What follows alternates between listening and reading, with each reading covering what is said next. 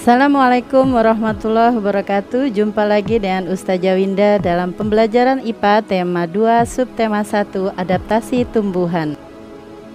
Dalam Al-Quran Allah telah sebutkan bahwa makhluk hidup termasuk tumbuhan diciptakan oleh Allah dengan sempurna, dengan penyesuaian bentuknya dan menyempurnakan kemampuannya untuk beradaptasi dengan lingkungan tempat hidupnya, serta memberi petunjuk kepada setiap makhluk apa-apa yang sesuai dan cocok baginya. Adaptasi terbagi 3. Pertama, adaptasi morfologi, yaitu adaptasi yang menyesuaikan bentuk tubuh dengan lingkungan habitatnya. Contohnya, kaktus memiliki daun berbentuk duri. Adaptasi fisiologi, adaptasi yang terjadi pada fungsi alat tubuh. Contohnya, kantong semar menghasilkan enzim untuk mencerna serangga. Yang ketiga, adaptasi tingkah laku, yaitu adaptasi yang berupa perubahan tingkah laku. Contohnya, putri malu mengatupkan daunnya. Tumbuhan berdasarkan tempat hidupnya dibagi 3. Yang pertama, tumbuhan hidrofit, yaitu tumbuhan yang hidup di tempat yang banyak airnya atau berair. Contoh tanamannya teratai, enceng gondok, kangkung, dan selada air. Yang kedua, tumbuhan xerofit. Tumbuhan xerofit adalah tumbuhan yang hidup di tempat yang kering, tandus seperti padang pasir. Contoh tumbuhannya kurma, kaktus, semak gurun, dan bunga bakung. Yang ketiga, tumbuhan higrofit, yaitu tumbuhan yang hidup di tempat yang lembab. Contohnya paku-pakuan, keladi, dan lumut. Teratai memiliki ciri khusus, diantaranya daun tipis dan melebar untuk meningkatkan penguapan air. Daun mudah menangkap cahaya matahari karena memiliki banyak stomata atau mulut daun. Batang berongga sehingga dapat mengapung di air. Batang juga menyimpan cadangan oksigen. Enceng gondok. Enceng gondok memiliki akar lebar dan berserabut untuk menjaga keseimbangan agar tidak mudah terbalik di permukaan air. Batang dan pangkal daun memiliki banyak rongga udara untuk mengapung di air. Daun dilapisi lilin agar tidak basah.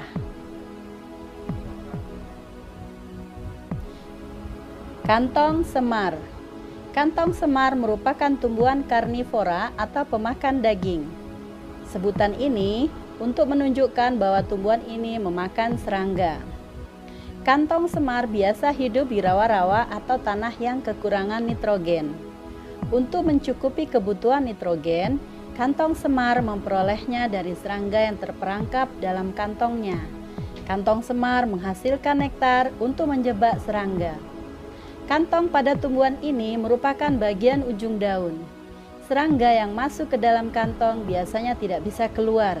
Akhirnya, serangga akan mati karena dicerna oleh enzim pencernaan.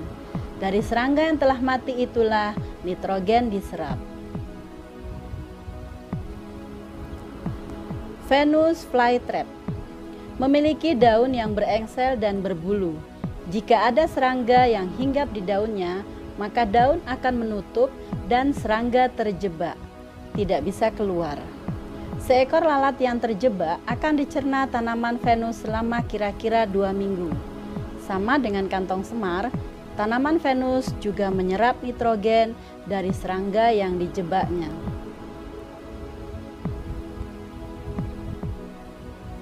Kaktus. Ciri-ciri kaktus: daun berbentuk duri.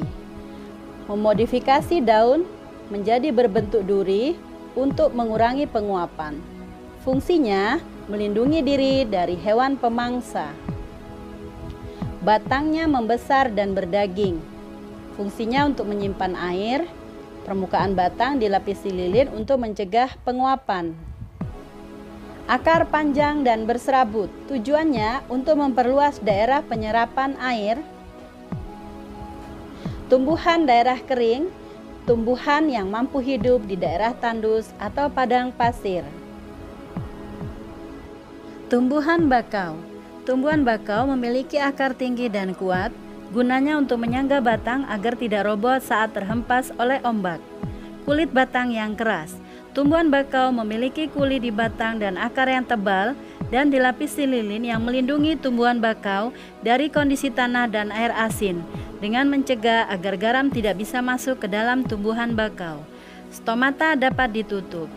Daun tumbuhan bakau memiliki stomata yang dapat ditutup sehingga bisa mengurangi hilangnya uap air dari tubuh.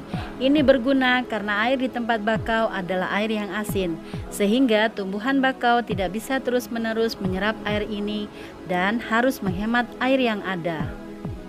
Rafflesia arnoldi. Bunga Rafflesia memiliki ciri khusus mengeluarkan bau busuk untuk menarik lalat mendekat. Lalat mampu membantu proses penyerbukan pada tumbuhan Rafflesia. Jati. Tumbuhan jati memiliki ciri khusus menggugurkan daun pada musim kemarau dengan tujuan untuk mengurangi penguapan air. Alhamdulillah, itulah tadi penjelasan tentang adaptasi tumbuhan. Semoga kalian memahami ya. Sampai jumpa di video-video selanjutnya. Assalamualaikum warahmatullahi wabarakatuh.